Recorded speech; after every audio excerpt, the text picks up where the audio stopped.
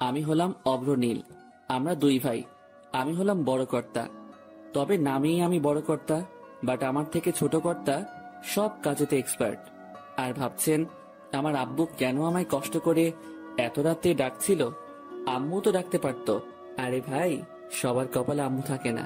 আজ থেকে 10 বছর আগে আমার আম্মু না ফেরার দেশে চলে গেছে আমাদেরকে ছেড়ে।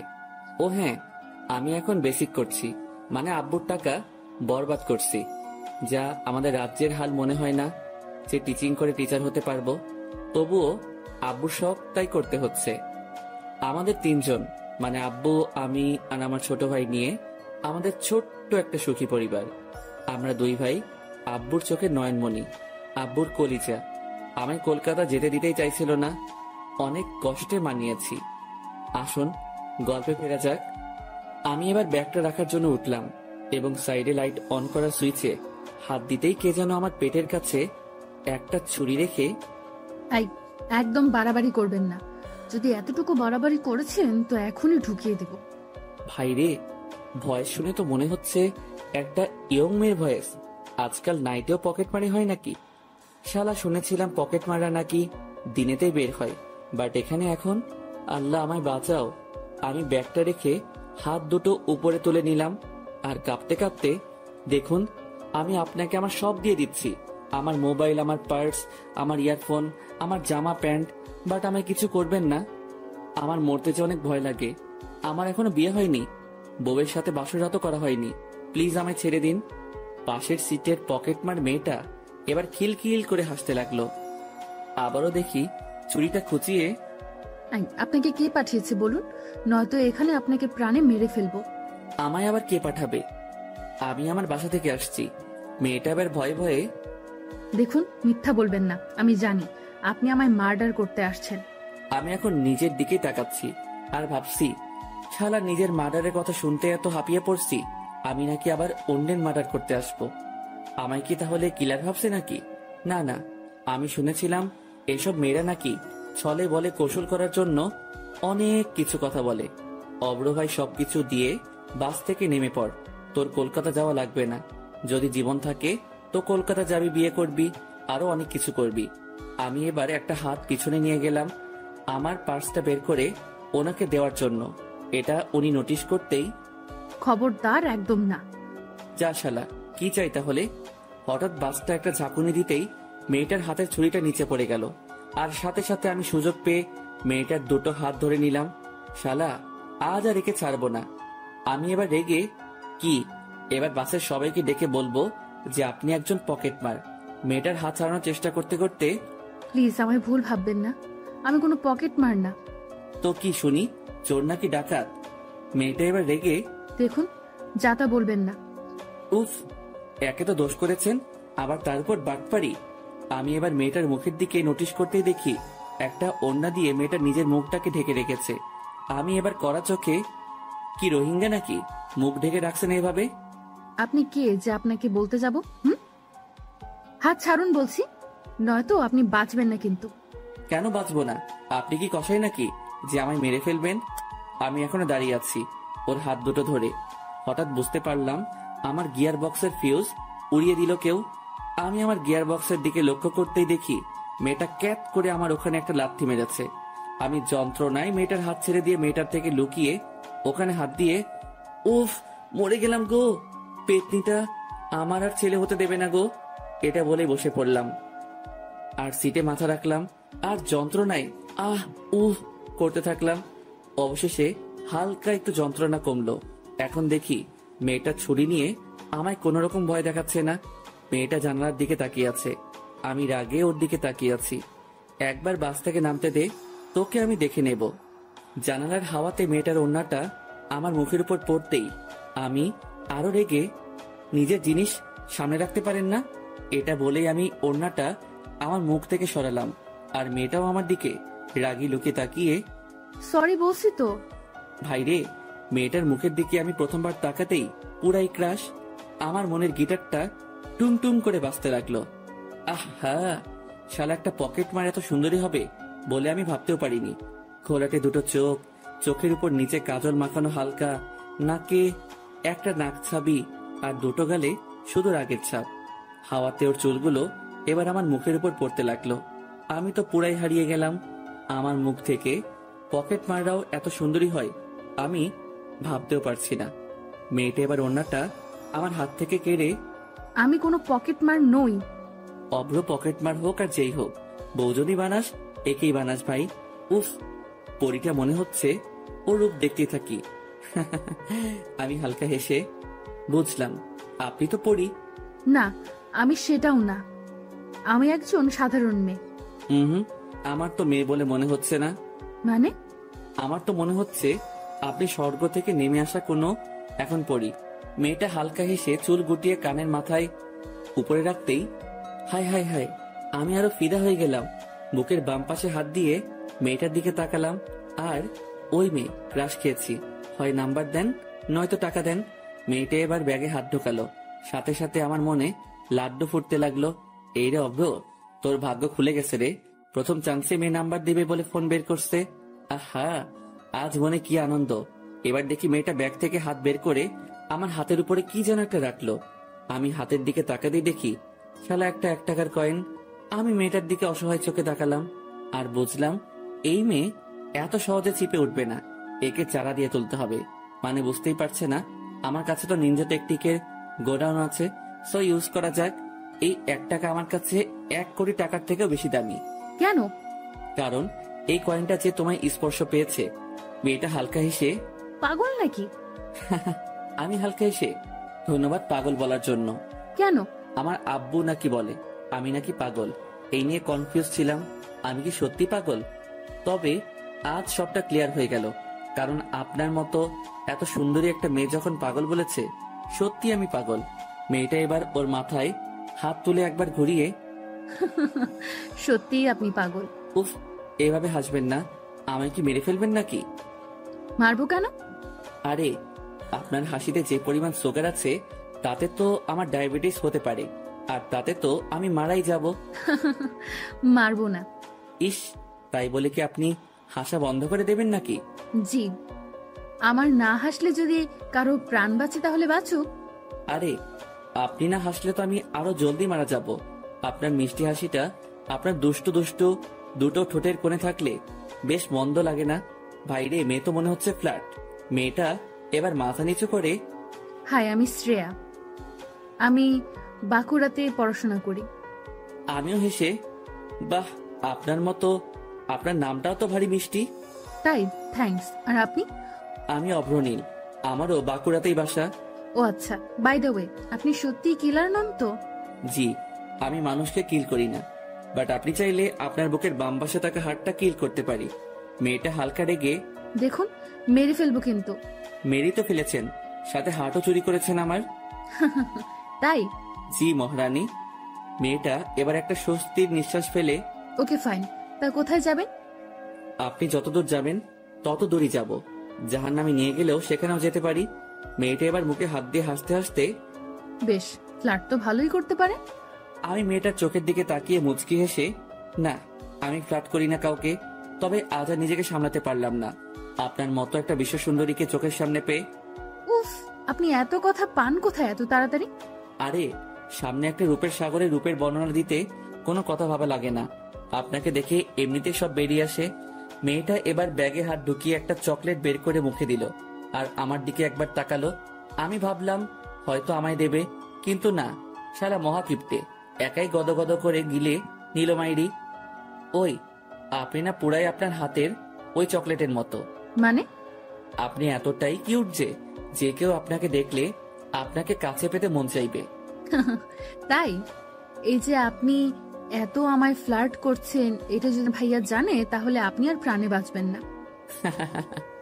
আমি হালকা হেসে বুকের বাম পাশে হাত রাখলাম আর মেয়েটার দিকে তাকিয়ে, প্রিয়, তোমায় ভালোবেসে ফেলেছি প্রথম দেখাতেই। যদি চাও তো তোমার জন্য পুরো দুনিয়া ঘুরতে পারি। যদি চাও তো ওই উপরওয়ালার কাছে তোমায় পেতে পারমিশন নিয়ে আসতে পারি। যদি চাও তো তোমার জন্য 4 তারাও আনতে পারি। আর তোমার ভাইয়া তো দূরের কথা। মেয়েটা হালকা হেসে, কোথায় যাবেন আপনি? Kolkata salt lake. আমিও ওখানেই যাচ্ছি। ও মা, তাই নাকি? আমি হালকা হেসে, জি। আচ্ছা, আমায় তুমি বিয়ে করবা? শখ কত? বুঝলাম। Lords of love. মেয়েটা আবারও হেসে হেসে কপালে হাত দিয়ে, উফ, আপনি এমন কেন? কেমন শুনি? জানি না। আচ্ছা, আমি আপনাকে বিয়ে করতে পারি। আমায় ভাইয়া রিসিভ করতে আসবে স্ট্যান্ডে। যদি ভাইয়াকে মানাতে পারো আমিও রাজি তাহলে। সত্যি? জি। এখন চুপ করে থাকো আর আমায় একটু শান্তিতে থাকতে দাও। আমি এবার মুখে হাত দিয়ে, ওকে চুপ। মেয়েটা এবার সিটে মাথা রাখলো আর চোখ দুটো বন্ধ করলো। উফ, মন তো চাইছে মেয়েটার মাথায় হাত বুলিয়ে দিতে। মেয়েটাকে এত কাছের কেন করতে মন চাইছে, তাও আবার একজন পকেট মারকে। সকাল 7:30-এর দিকে বাস স্ট্যান্ডে পৌঁছালাম। আমি এবার শ্রেয়াকে ডাকতে লাগলাম, শ্রেয়া, ওই শ্রেয়া। ও এবার চোখ খুলে, বাস স্ট্যান্ডে এসে গেছি তো, এবার উঠো। ওকে। এবার আমরা বাসের বাইরে নেমে এলাম। সামনে তাকাতেই দেখি একদল গুন্ডা আমাদের দিকে হেঁটে হেঁটে আসছে, হাতে ছুরি বড় বড়। কি ব্যাপার, এদিকে আসছে কেন? শ্রেয়া ছুটে গিয়ে ওই দলের সর্দারকে জড়িয়ে ধরলো আর চিৎকার করে, কেমন আছো ভাইয়া? সর্দারটা হেসে হেসে কি যেন বলল। তার মানে সর্দারের বোন এটা। এই মরেছে। আমি কাকে ঘাটিয়েছি? শালা অভ্র, তুই খুন হয়ে যাবি, কেটে পড় মানে। এই শহর ছেড়ে দে। এবার দেখি শ্রেয়া আমার দিকে আঙুল তুললো। ও ভাই, ও ভাই, এই মেয়ে করে কি? শালা বলেও বলেছে নাকি এর মধ্যেই। দলটা দেখে এবার রাগি মুডে আমার দিকে এগিয়ে আসছে। আব্বু গো, তোমার আজ একটা প্রদীপ মনে হয়, আর একটু পরে নিভে যাবে। ভাগ অব্র ভাগ। আমি এবার দৌড় দিতে যাব, ঠিক তখনই ওই দলের সর্দার গম্ভীর হয়ে, এই ছেলে দাঁড়াও। ভাইরে, আজ আমি খতম। আমি না শোনার ভান করে চলতে লাগলাম আবারও। এই তোকে দাঁড়াতে বলছি না? আমি সাথে সাথে দাঁড়িয়ে পড়লাম। শালা, কপালে ঘাম জমে আসছে, বুকের ভেতর ঢিপ ঢিপ শব্দ হচ্ছে। আমি এবার পিছন ফিরে, জি কিছু বলবেন আমায়? এবার দেখি শ্রেয়াকে ডাকলো। শ্রেয়া কাছে আসতেই, বোন, এই কি সেই ছেলে? ভাইরে, আমি আজ শেষ। কেন যে শুধু শুধু নিজের বাস নিতে গেলাম। শ্রেয়া এবার ঘাড় নেড়ে, জি ভাইয়া। শ্রেয়ার ভাইয়া এবার গম্ভীর হয়ে আমার ক্লোজে এলো। ভাইরে, আমার এবার প্যান্ট ভিজে যাওয়ার অবস্থা। আমি ভয়ে থরথর করে কাঁপছি। আল্লাহ বাঁচাও, আমায় বাঁচাও প্লিজ। আমি চোখ বন্ধ করে আল্লাহকে ডাকতে লাগলাম। তারপরে বুঝলাম আমার কাঁধের উপরে হাত রেখেছে ওর ভাইয়া, মানে শ্রেয়ার বড় ভাই। এই কি রে, আমার ডান কাঁধে হাত রেখেছে, মানে আমার হাতটা কাটবে নাকি? অভ্র, নিজের দোষটা স্বীকার করে নে। যদি হাতটাকে বাঁচানোর ইচ্ছা আছে তো। তাই 2 হাত জোর করে ওর ভাইয়ার সামনে, প্লিজ আমার হাত কাটবেন না, আমি তো ভাত খেতে পারবো না, আর বাম হাত দিয়ে আমার ভাত খাওয়ার অভ্যাস নেই, প্লিজ। শ্রেয়ার ভাইয়া এবার মাথা চুলকাতে চুলকাতে, পাগলা নাকি তুই? আমি ভয়ে ভয়ে, জি ভাইয়া, আমি পাগল, আমায় ছেড়ে দিন প্লিজ।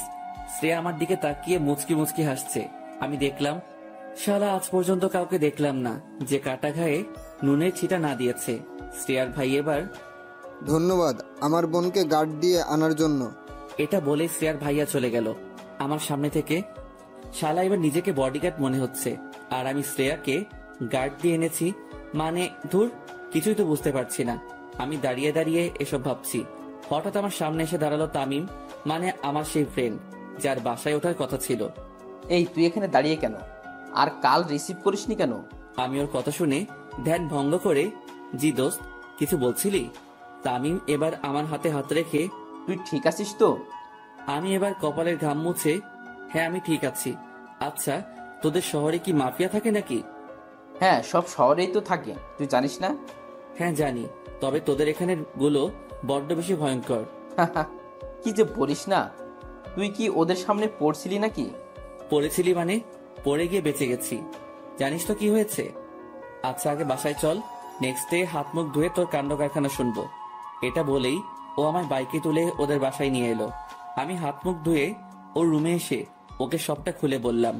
তামিম দেখি ভয়ে পুরাই থমকে গেছে, আর আমার দিকে তাকিয়ে হাততালি দিয়ে, তোকে আমি কতবার বলেছি মেয়েদের সাথে ফ্ল্যাট অফ কর। আমি হালকা হেসে, কি করব বল দোস্ত, আমি যে সিঙ্গেল, যে মেয়েকে দেখি তাকে নিয়ে স্বপ্ন দেখা শুরু করে ফেলি। জি, এবার এটাও দেখো যে একদিন গুলি খেয়ে পড়ে আসিস। আমি এবার একটু ভাব নিয়ে, দেখ দোস্ত, এই অভ্র কারোর থেকে কম না। আচ্ছা যাই হোক, অনেক জার্নি করে এসেছিস, খাওয়া দাওয়া কর, একটু রেস্ট নে। আচ্ছা দোস্ত। আমি এবার খাওয়া সেরে রুমে বসে আছি। অনেকক্ষণই বসে রইলাম। দেখলাম তামিমের কোনো পাত্তাই পাচ্ছি না। তাই ড্রয়িং রুমে গিয়ে আন্টিকে, আন্টি, তামিম কোথায়? ও একটু বাজারে গেছে, ও আচ্ছা, ওকে আন্টি। এটা বলে আমি রুমে চলে এলাম। জানালার সাইডে গিয়ে চারদিকটা দেখতে লাগলাম। সত্যি এই শহরটা খুবই সুন্দর। একের পর এক ইমারত, সত্যি কলকাতা প্রাণের শহর। দূরে চোখ মেলতেই দেখি গাড়ির ভিড়, কোথাও বেলুন বিক্রি করছে কেউ ভিক্ষা করছে, আবার কেউ রাস্তা পারাপার করতে ব্যস্ত। দুপুরটাও কেটে গেল রুমের মধ্যেই। বিকেলের দিকে ছাদে গেলাম। তামিম আর আমি। তামিম বসে আছে একটা কর্নারে, আর আমি চারদিকটা ঘুরে দেখছি। বেশ ভালো লাগছে। হঠাৎ একটা ছাদের দিকে লক্ষ্য করতেই আমি দিশা হারিয়ে ফেললাম। আরে এ তো শ্রেয়া। সাথে সাথে তামিম, আমি নিচে গেলাম। কেন? আব্বে, আমি গেলাম নিচে, তুই থাক এখানে। আরে কেন বলবি তো? ভাই, বলার টাইম নেই। এটা বলেই আমি রুমে চলে এলাম। ভাই রে, বুকটা দূর দূর করে কাঁপছে। তার মানে শ্রেয়ার কি এখানে বাসা? তামিমও কিছুক্ষণ পর রুমে আসতেই, আচ্ছা তামিম, তোদের এই এলাকায় কি কোনো মাফিয়া থাকে? না তো, কেন? না, তাহলে ওই যার কথা বলছিলাম তার বোনকে দেখলাম অন্য একটা ছাদে, তাই আর কি। দূর বেটা, তুই একটু আজকাল বেশি দেখিস। হতে পারে। আমি এবার ড্রেস চেঞ্জ করে বাইরে এসে দাঁড়িয়ে আছি তামিমের জন্য। বেশ স্টাইল এবং ভাব ধরে পকেটে হাত গুজে হিরো আলমের মতো দাঁড়িয়ে রাস্তার দিকে তাকিয়ে আছি গেটের সামনে। সাইড থেকে কে যেন বলল, এক্সকিউজ মি। আমি সাইডে তাকাতেই দেখি, আরে এ তো শ্রেয়া। আমি সাথে সাথে মুখ ঘুরিয়ে নিলাম। শ্রেয়া এবার আমার সামনে এসে, আপনি সেই ছেলেটা না যার সাথে আমার বাসে মিট হয়েছিল? আরে কি যাতা বলছেন, আমি আপনাকে চিনি না। শ্রেয়া এবার আমার সামনে এসে, না, আপনি সেই ছেলেটাই। শ্রেয়া এবার আমার হাত ধরে হ্যান্ডশেক করে, থ্যাংক ইউ সো মাচ আমায় আমার গন্তব্যে পৌঁছে দেওয়ার জন্য। আমার পেছনে এই শহরের এক মাফিয়া লেগেছিল। খবর পেয়েছিলাম আমায় নাকি বাসে অ্যাটাক করবে, তাই আমি ভয়ে আপনার সাথে তখন ওরকম ব্যবহার করে ফেলেছিলাম। এটা বলে মেয়েটা কানে হাত দিয়ে, সরি ইয়ার। আমি এবার মেয়েটার দিকে তাকালাম।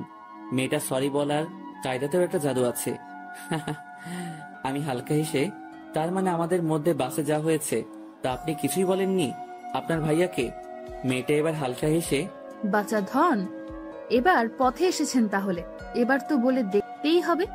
আর হ্যাঁ, তখন আমায় ছাদ থেকে দেখে নেমে গেলেন কেন? ভয় পেয়েছেন বুঝি? আমি এবার আরো একটু ভাব নিয়ে, যা কি যাতা বলছেন, আমি একটা স্মার্ট পোলা, আর আমি আবার ভয়? তাই নাকি? তাহলে এবার বাসে ঘটে যাওয়া ঘটনাটা ভাইকে বলতেই হচ্ছে দেখি। আমি সাথে সাথে ভয় চুপসে, প্লিজ ম্যাডাম, এরকম সর্বনাশ করবেন না, আমি এখনো বাঁচতে চাই। উমা, আপনি যে বাসে বললেন আমায় পেতে নাকি আপনি মরতেও রাজি আছেন? আমি আবারও একটু ভাব নিয়ে, সে আলাদা ব্যাপার। বেশি ব্যাপার করলে না পেপে দিয়ে চেপে দেব। আরে এই মেয়ে তো দেখি বড় শেয়ানা। আচ্ছা, আমি একটু বাইরে যাব, সো আপনি এখন আসতে পারেন। আসতে পারি মানে আমার সাথে এখন তুইও যাবি? কোথায় আর কেন? মার্কেটে। আর কেন মানে? আজ থেকে তুই আমার বডিগার্ড। তা ও হ্যালো, আমি এখানে ঘুরতে এসেছি, কারোর বডিগার্ড হতে না। সাথে সাথে মেয়েটা আমার দিকে আঙুল তুলে, হলে গিয়ে বলি আমার ভাইয়াকে বাসে ঘটে যাওয়া ঘটনাটা। মানে কি? আমায় কিন্তু ব্ল্যাকমেইল করা হচ্ছে। তাতে ক্ষতি কি? দেখুন, আমি কিন্তু পুলিশে কমপ্লেন করব।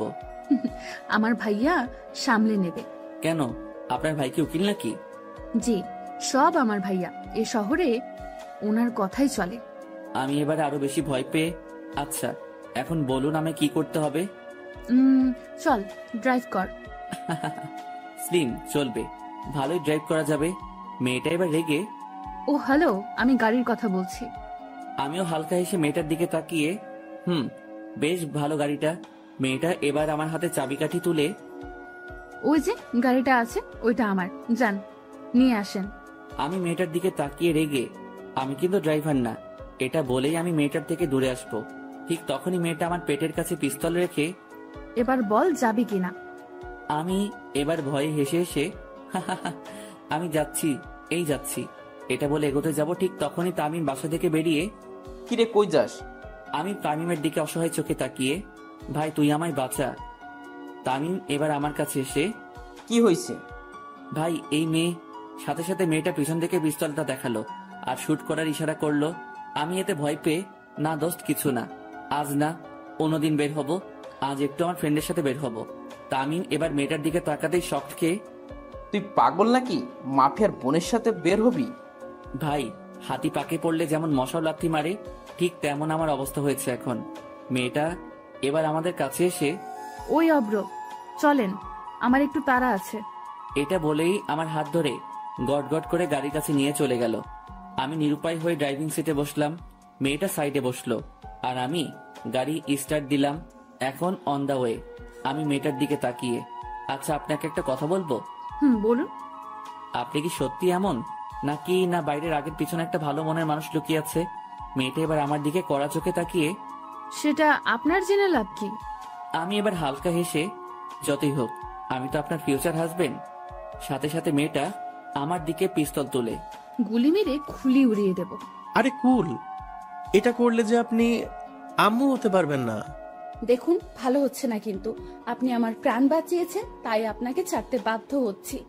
আমার ব্যাকগ্রাউন্ড জানেন না, আজ পর্যন্ত 20টার বেশি খুন করেছি। এবার আমি একটু শান্তি পেলাম, কারণ মেয়েটা আমায় মারবে না, সো একটু বেশি করে মজা করা যেতেই পারে। তাই আমি আরো করবেন। কত ছেলের মন যে আপনি আপনার রূপের পিস্তল দিয়ে খুন করেছেন, সেটা তো আপনাকে দেখেই বোঝা যাচ্ছে। মেয়েটা পিস্তলের নলটা আমার মুখে ঢুকিয়ে দিয়ে দেব ট্রিগারটা চেপে। আমি ভয় না পেয়ে শ্রেয়ার দিকে তাকালাম, আর মিটিমিটি চোখে তাকাতেই ও দেখি পিস্তল সরিয়ে ওর সিটে গিয়ে বসলো। শ্রেয়া এবার আমার দিকে তাকিয়ে হালকা হেসে, আচ্ছা, আপনার ভয় করে না মৃত্যুকে? জি, ভয় করে অনেক, তবে আপনার হাতে মরতে আমার এতটুকু ভয় করবে না। তাই নাকি? এভাবে কত মেয়েকে নিচের জালে ফাঁসিয়েছেন শুনি। কাউকে ফাঁসাতে পারিনি, তবে আপনাকে ফাঁসাতে পারি যদি আপনি পারমিশন দেন। মেয়েটা রাগের লোকে আমার দিকে তাকালো আর কপালে হাত দিয়ে, ভাগ্যিস তুমি আমার জান বাঁচিয়েছো, নয়তো এখনই। আচ্ছা বাদ দেন, কই যাবেন বলুন? সামনে একটা মল আছে, ওখানে।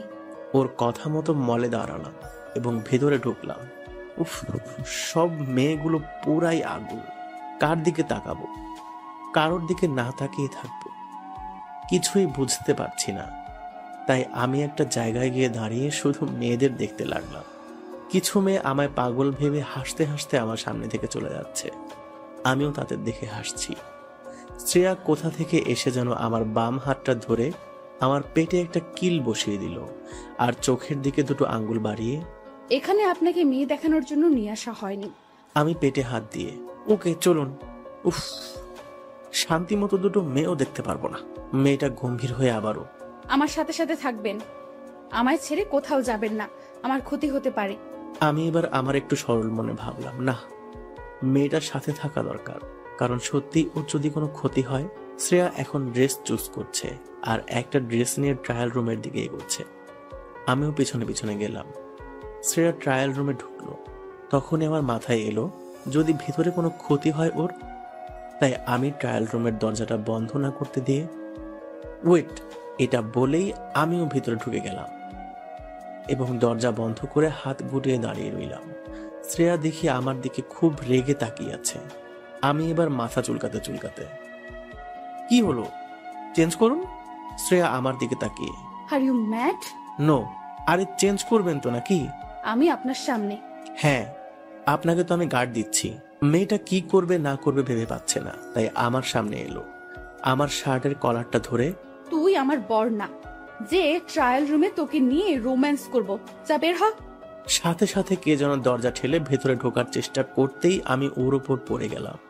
ভর সামলাতে না পেরে আমার ঠোঁট দুটো ওর ডান গালে স্পর্শ হলো। শ্রেয়া এবার আমায় ওর উপর থেকে ফেলে দিয়ে আমার গালে দুটো থাপ্পড় দিল আর আমার দিকে তাকিয়ে, ড্যাম ইট, বেরিয়ে যান। আমি গালে হাত দিয়ে চুপচাপ বাইরে গাড়ির কাছে চলে এলাম। শ্রেয়া শপিং না করে সোজা গাড়ির কাছে এলো এবং আমার দিকে ঘৃণার চোখে তাকালো এবং গাড়ির বাম সাইডে গিয়ে বসলো। আমি কোনো কথা না বলে ড্রাইভিং সিটে বসলাম। গাড়ির স্টার্ট দিয়ে রাস্তার উপরে উঠলাম। কোথায় যাব এখন আমরা? বাসায়। আপনার কই বাসা? আপনি যেখানে এসে উঠেছেন তার সাইডেই। ও আচ্ছা। এটা বলেই ও মুখ ঘুরে নিল জানালার দিকে। আমিও আর কোনো কথা না বলে সোজা বাসার কাছে গাড়ি নিয়ে এসে গাড়ি থেকে নেমে চলতে শুরু করলাম। তখনই মনে হলো আমার সবটা জানানো উচিত, কারণ তখন তো ভুলটা আমার ছিল। তাই আমি, এই যে শুনছেন ম্যাম? মেয়েটা গম্ভীর হয়ে আমার দিকে তাকিয়ে, ইয়েস। বলছি যে, কোনো কথা না গো, আমি এবার মাথা নিচু করে, প্লিজ আমার কথাটা শুনুন। তখন আমি ইচ্ছা করে আপনার উপর পড়তে চাইনি। ট্রায়াল রুমের দরজায় কেউ ধাক্কা দিয়েছিল, তাই আমি আপনার উপরে পড়তে বাধ্য হয়েছিলাম। যতটা খারাপ আমায় ভাবছেন আমি কিন্তু ততটা না। এটা বলেই আমি মুখ ফিরিয়ে তামিমদের বাসায় এসে ঢুকে গেলাম। রুমে এসে বসে আছি। তামিম নাকি একটু কাজে বাইরে বের হয়েছে। আমি বিছানায় বসে আছি, কপালে মোবাইলটা রেখে। মনে হচ্ছে ভুলটা আমারই। কোনো মেয়ের সাথে আমি কেন, যে কোনো ছেলে এরকম ব্যবহার করলে সত্যিই দোষী মনে হবে। নিজেকে খুব গিল্টি ফিল করছি। এখন বাজে প্রায় 8:30টার মতো, তাই একটু তামিমদের বাসার ছাদে গেলাম। ছাদের এক কর্নারে দাঁড়িয়ে মুখে একটা সিগারেট তুললাম। অবশ্য আমি নেশা ছেড়ে দিয়েছিলাম, কিন্তু আজ এতটা আমার খারাপ লেগেছে, আমার ঠোঁট আবার সিগারেটের স্পর্শ পেতে বাধ্য হলো। ছাদে বেশ বসন্তের হাওয়া বইছে। সারা দিন গরম আর হালকা শীতল বাতাস। সিগারেটটা একটা টান নিয়ে বাম হাতে ধরে ছাদের পাঁচিলের উপরে হাতটা রাখলাম, আর মাথাটা নিচু করে শ্রেয়ার সাথে ঘটে যাওয়া ট্রায়াল রুমের ওই মোমেন্টটা ভাবতে লাগলাম। ছি, নিজেকে আমি কন্ট্রোল করতে পারলাম না। চিলেকোঠায় একটা লাইট জ্বলছে, তামিমদের বাসায় আরো অবশ্য জ্বলছে, অন্যদের বাসাতেও। আমি লাইটের চারিদিকে তাকাচ্ছি আর এক সময়ে মাথাটা উঁচু করে ছাদের পাঁচিলে গা হেলিয়ে দাঁড়িয়ে রইলাম। আমি ভুলেই গেছি যে আমার হাতে সিগারেটটা জ্বলানো আছে বলে। অন্ধকারের মধ্যেই কে যেন আমায় ডাকতে লাগলো। আমি বুঝতে পারলাম না কে আমায় ডাকছে এই টাইমে। আমি কোনো রকম মনোযোগ না দিয়ে চুপচাপ দাঁড়িয়ে রইলাম কিছুক্ষণ। একসময় আমি চাঁদের দিকে তাকিয়ে আছি এবং চাঁদের রূপ দেখছি। হঠাৎ আমার কাঁধে কে যেন টাচ করলো। আমি মাথা ঘোরাতে দেখলাম শ্রেয়া আমার কাঁধে হাত রেখে আমার দিকে তাকিয়ে আছে, কেমন একটা দৃষ্টিতে যেন। আমি মাথা নিচু করে, আপনি এখানে? শ্রেয়া এবার হাত দুটো গুটিয়ে ঠোঁটের উপর ঠোঁট চেপে, জি, কোনো সমস্যা? আরে সমস্যা কেন হবে, আপনাদের এলাকা। আমি বলতে চেয়েছি তামিমদের বাসায় আপনি একা এসেছেন, তাও আন্টি কিছু বলেনি আপনাকে আসতে দেখে?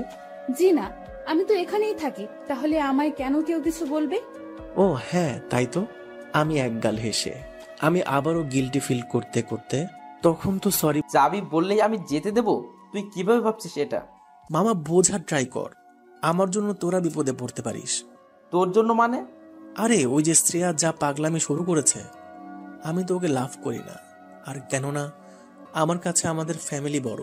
তামিম এবার আমার কাছে এসে আমার কাঁধে হাত রেখে, জীবনে কারোর প্রতি এতটুকু তোর মনে ফিলিংস এসেছে, তাকে আপন না করে চলে যাবি?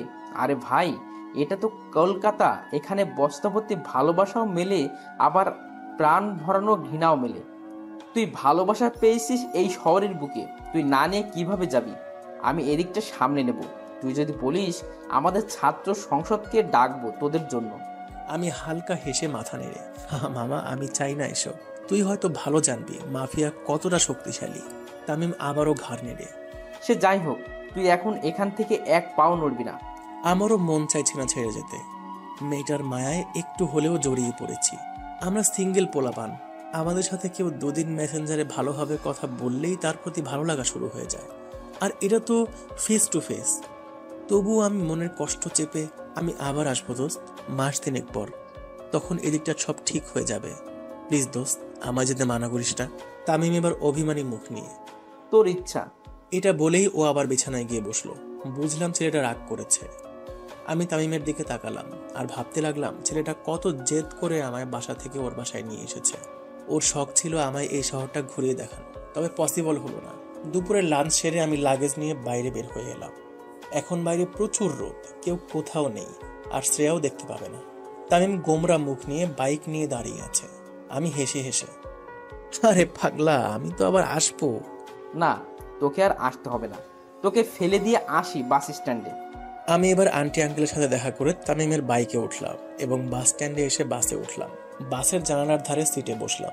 জানালার দিকে মন খারাপ করে তাকিয়ে আছি। মনে হচ্ছে আজ আমার মনটা কোনো কলা গাছের ভেলার মতো ভেসে আছে ভালোবাসার সাগরে। ডুবতে চাইলেও ফ্যামিলি আমায় বাধ্য করছে আমি যেন না ডুবি। আর মেয়েটা তো একটা চাতক পাখির মতো ভালোবাসার তৃষ্ণা মেটাতে আমার থেকে কিছুটা ভালোবাসা চেয়েছিল, কিন্তু আমি স্বার্থপরের মতো মেয়েটার দিকে মুখ ফিরিয়ে চলে এলাম। আমি সোনার কাঠি খুঁজে পেয়েছিলাম, কিন্তু সোনার কাঠির যত্ন করার ভাগ্য আমার হয়ে ওঠেনি। এবার একটা লম্বা আশ্বাসের শ্বাস নিয়ে আবারও জানালার দিকে তাকালাম এবং হালকা হেসে সালাম তোমায় কলকাতা। প্রতিদিন কত মানুষের ভালোবাসা এই শহরের বুকে হয়, আবার কত মানুষের ভালোবাসা এই শহরের বুকে নানা কারণে শেষ হয়। নেশার থেকে কম কিছু না এই শহর যে কাউকে ভালোবাসাতে বাধ্য করবে, সেটা কোনো মেয়েকে দিয়ে হোক কিংবা প্রাকৃতিক পরিবেশ দিয়ে হোক। আমার এসব কথা মাথায় আসতেই চোখ দিয়ে টপ টপ করে পানি পড়তে লাগলো। আমি চোখের পানি মুছে একটু শক্ত হলাম এবং আমি বুঝতে পারলাম আমার পকেটে কেউ যেন হাত পড়ছে।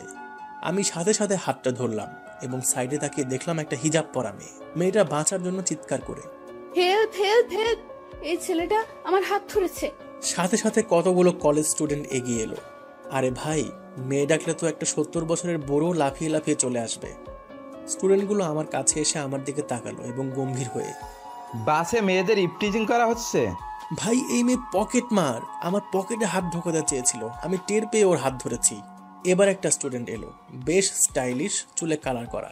সে এগিয়ে এসে বলল, আরে ভাই, এটা পসিবল না। একটা হিজাব পরা মেয়ে কখনো এরকম কাজ করতে পারে না। আমি এবার রেগে গেলাম এবং ওদের দিকে তাকিয়ে, ভাই চরিত্র হিজাবে বোঝা যায় না, হিজাব তো মিয়া খলিফাও পরে। সবাই আমার কথা শুনে চমকে গেল। আমি আরো রেগে মেয়েটার দিকে তাকিয়ে, সত্যিটা বলুন নাকি এখনই থানায় গিয়ে কমপ্লেন করবো আপনার নামে। মেয়েটা এবার ভয়ে ভয়ে। জি জি। এবার একটা বাস স্টপ আসতেই মেয়েটা আমার জোর করে হাত ছাড়িয়ে নেমে গেল। আমি আর কিছু না বলে চুপচাপ বসেই রইলাম এবং খুব সজাগ হলাম, আবার যদি পকেট মারে কেউ। বাট ছাড়া রাস্তায় আর কোনো দুর্ঘটনা হয়নি। আমার বাসাতে এসে পৌঁছালাম। এখন বাজে প্রায় বিকাল 5:30টার মতো। বাসায় এসে ফ্রেশ হয়েই সোজা বেডের বালিশে মাথা দিলাম এবং পকেট থেকে ফোনটা বের করতেই দেখি তামিম অনেকবার কল দিয়েছে। তাই আমি কল ব্যাক করতেই জানতে পারলাম শ্রেয়া আমায় খুঁজছিল। বাট তামিম নাকি শ্রেয়াকে রেগে বলেছে, তোর জন্য ছেলেটা এই শহর ছাড়তে বাধ্য হলো, সব তোর দোষ। তামিমের কথা শুনে আমার মন আরো খারাপ হওয়া শুরু করলো। তামিম এটা কি করলো? আমি ফোন রেখে চুপচাপ বিছানায় শুয়ে রইলাম। 2 দিন পর বেলা 12টার দিকে শীতলের দোকানে বসে চা খাচ্ছি। কেউ নেই, আমি আর শীতলদা ছাড়া। ও তক্তাতে শুয়ে আছে আর আমি হাই বেঞ্চে শুয়ে পা নাড়াচ্ছি আর ইয়ারফোনে গান শুনছি। আমি এবার টের পেলাম দোকানে কেউ যেন ঢুকলো। আমি মাথা তুলে দেখলাম না, কারণ শীতলদা আছে দোকানে, যা দেওয়ার ও দিয়ে দেবে।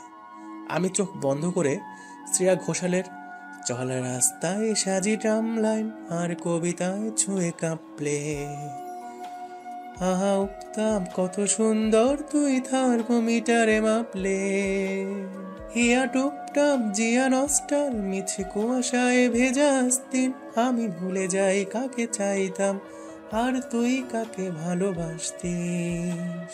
এই গানটা শুনতে লাগলাম। হঠাৎ আমার সাইডে একজন বডি বিল্ডার এসে দাঁড়ালো মনে হলো। আমি চোখ দুটো খুলে উপরের দিকে করতেই সর্বনাশ, শ্রেয়ার ভাইয়া এখানে কি করে? শ্রেয়া কি তার মানে ওর ভাইয়াকে বলে দিয়েছে সবটা? আমার দিকে শ্রেয়ার ভাইয়া রাগী লোক দিয়ে, কি ব্যাপার? আমার বিশ্বাস হলো না যে এটা শ্রেয়ার ভাইয়া কিনা। দূর, আমার মনের ভুল।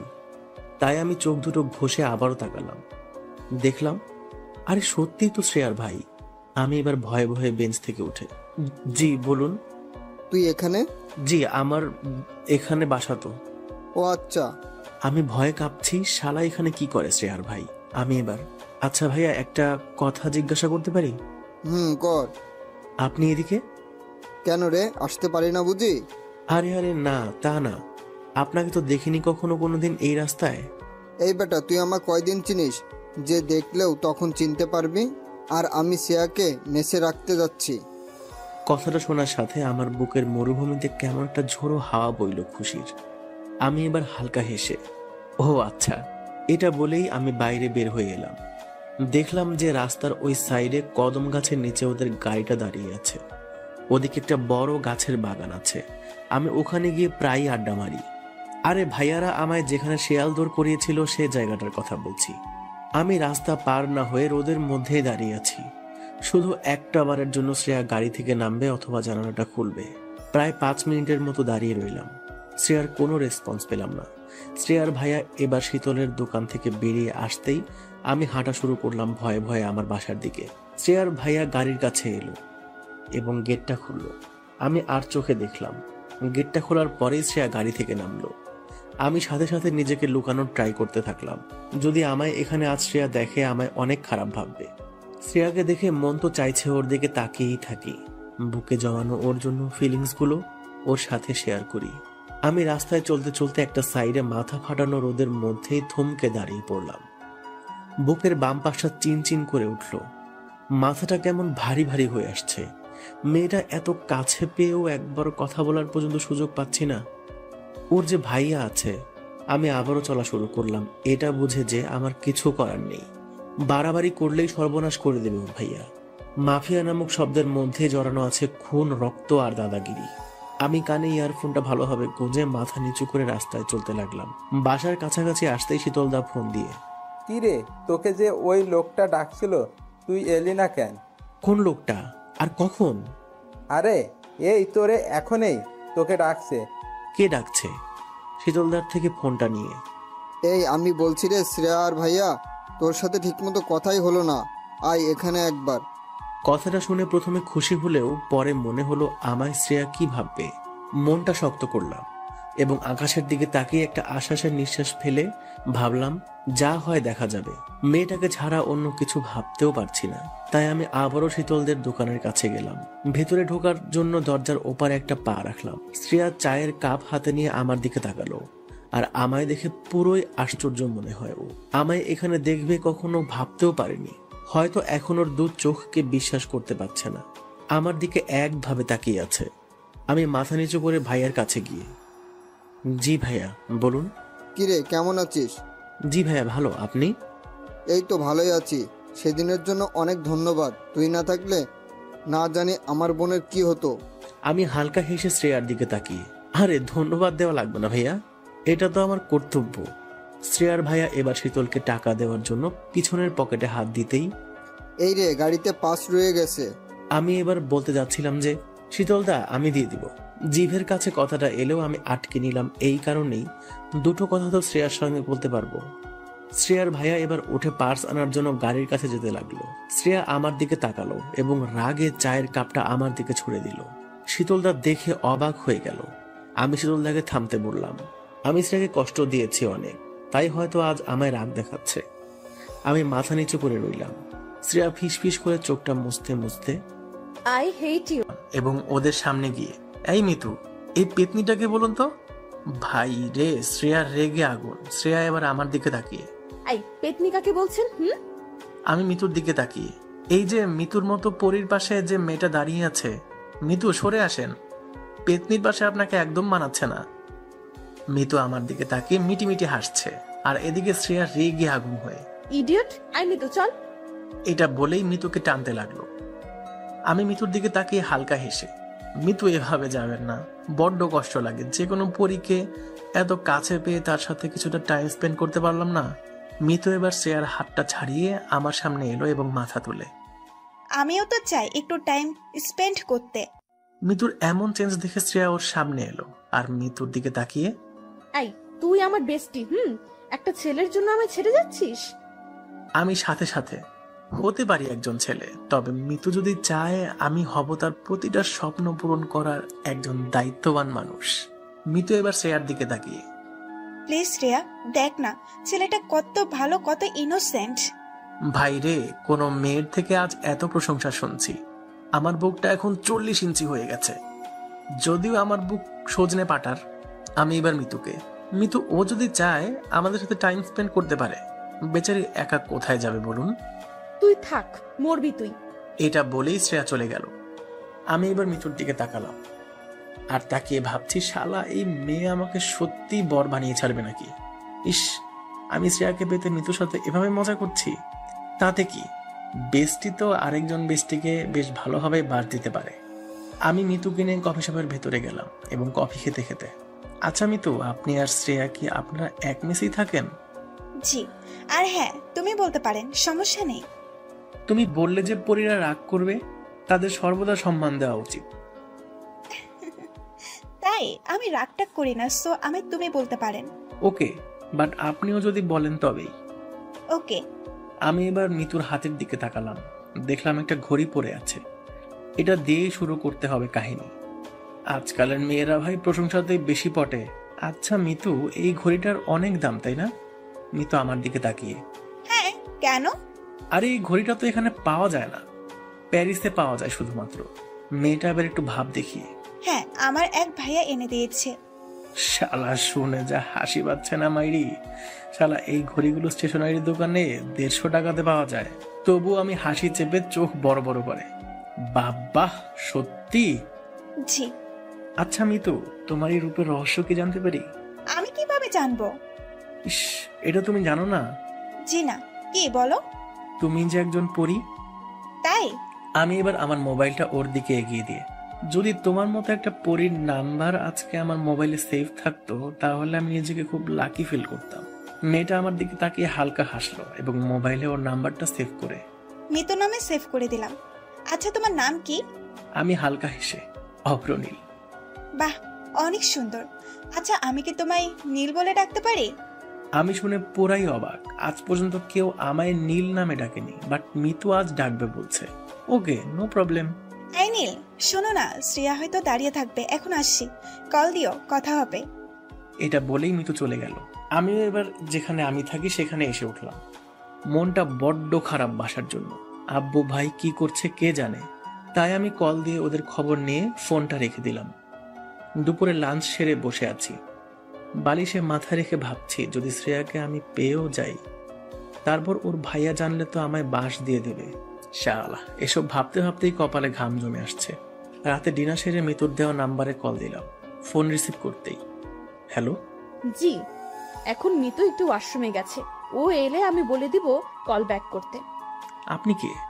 আমি ওর রুমমেট শ্রেয়া। আমি শুনে হালকা হ্যাপি ফিল করলাম। আমি হালকা হেসে, ও আপনি? শেষ পর্যন্ত আপনি আমার ফ্রেন্ডকেও আপনার জায়গায় ফাঁসাতে ছাড়লেন না। শ্রেয়া, তুমি আমায় পুরোই ভুল বুঝছো। আমি তোমার জন্য আমার বাসা থেকে 90 কিলোমিটার দূরত্বে এসেছি। থাক, আমি এসব কিছু শুনতে চাই না। মিতু এলে আমি ওকে বলে দেব কল দিতে। আমি হালকা হেসে, শ্রেয়া আমি জানি তুমি আমার উপর রেগে আছো, বাট তুমি একটা বার আমার জায়গায় নিজেকে রাখো। আমি চাই না নিজেকে তোমার জায়গায় রাখতে, আর মোটেও না। আচ্ছা শ্রেয়া, একটা কথা বলি। হুম। তুমি আমায় লোকেশন দাও, আমি লোকেশন মতো তোমার মেসের সামনে পৌঁছাচ্ছি। তুমি আমার সাথে কিছুটা সময় কাটাও, আমি নিশ্চয়ই তোমাকে বোঝাতে পারবো আমার যন্ত্রণাটা। শ্রেয়া কিছুক্ষণ চুপ থাকার পর, আচ্ছা আমি সেন্ড করছি। জানি শ্রেয়াও আমায় ভালোবাসে, তাই আর না করতে পারলো না। শ্রেয়ার সেন্ড করা লোকেশন মতো আমি ওখানে গিয়ে বাইক নিয়ে হাজির হলাম। অবশ্য আমি বাইক নিয়েই বাসা থেকে বের হয়েছিলাম। শ্রেয়া লুকিয়ে মেসের বাইরে এসে আমার জন্য অপেক্ষা করছে দেখলাম। আমি ওর সামনে বাইক রাখতেই পেছনে চাপলো, আর আমি সাথে সাথে ওকে নিয়ে বেরিয়ে এলাম ওখান থেকে। শ্রেয়া আমায় একটুও টাচ করেনি। আমি ওকে বাইকের পিছনে বসে প্রায় 2 ঘন্টা ঘোরালাম। অবশেষে একটা মরে থাকা ফুচকার স্টলের সামনে দাঁড়ালাম এবং আমি শ্রেয়ার দিকে তাকিয়ে, ফুচকা খাবে? জানি মেয়েরা ফুচকা দেখলে লোভ সামলাতে পারে না, তেমনি শ্রেয়াও ঘাড় নেড়ে জি। এটা বলেই আমরা ফুচকার স্টলের কাছে দাঁড়ালাম এবং সাথে সাথে রাস্তায় ওই সাইড থেকে দুটো গাড়ি হই হুল্লোড় করতে করতে আসছে এদিকে। কারোর হাতে উইকেট, কারোর হাতে তলোয়ার, আবার কারোর হাতে বন্দুক। সোজা ফুচকার স্টলের কাছে গাড়ি দুটো এসে থামলো। শ্রেয়া থর থর করে কাঁপছে আমার পাশে দাঁড়িয়ে। আমি ওর হাতটা জোর করে চেপে ধরলাম। আমারও ভয়ে গলার পানি শুকিয়ে এসেছে। গাড়ির দিকে তাকাতেই দেখলাম ওর ভাইয়া গাড়ি থেকে নেমে একটা উইকেট নিয়ে আমার দিকে আসছে। আমার কাছে এসে আমার পায়ে একটা উইকেটের বাড়ি মেরেই, তোর এত বড় সাহস, তুই আমার বোনকে নিয়ে এত রাতে ঘোরাতে বের হয়েছিস? শ্রেয়া ভয়ে কাঁপতে কাঁপতে, ভাইয়া ভাইয়া। চুপ তুই। শ্রেয়া আরো ভয়ে কাঁপতে কাঁপতে অবশেষে কান্না শুরু করে দিল। আমি ওর ডান হাতটা আরো শক্ত করে চেপে ধরলাম। এটা ওর ভাইয়া দেখে, এই তরোয়াল নিয়ে আয়, আমার বোনের হাত ধরা। ওর ভাইয়ের কথা শুনে একটা ছেলে তলোয়ার নিয়ে এসে ওর হাতে ধরিয়ে দিল। আমার কপাল থেকে একটা একটা করে ঘাম মাটিতে পড়ছে। খুব মনে ভয় কাজ করছে, তবু আমি শ্রেয়ার হাতটা না ছেড়ে শ্রেয়ার দিকে তাকালাম। শ্রেয়ার কান্না ভরা দুটো চোখ দেখতেই আমার চোখেও পানি এসে গেল। আমি বুক উঁচু করলাম আর ভাবলাম, জানি আজ আমার মৃত্যু আবশ্যক, তাই সত্যিটা শ্রেয়াকে জানিয়েই মরব। আমি ওর ভাইয়ার সামনেই শ্রেয়ার দিকে তাকিয়ে, আমি তোমাকে ছেড়ে কেন সেদিন কলকাতা থেকে চলে এসেছিলাম? তোমার মনে এই প্রশ্নটা ছিল তাই না? চলো আজ ক্লিয়ার করি।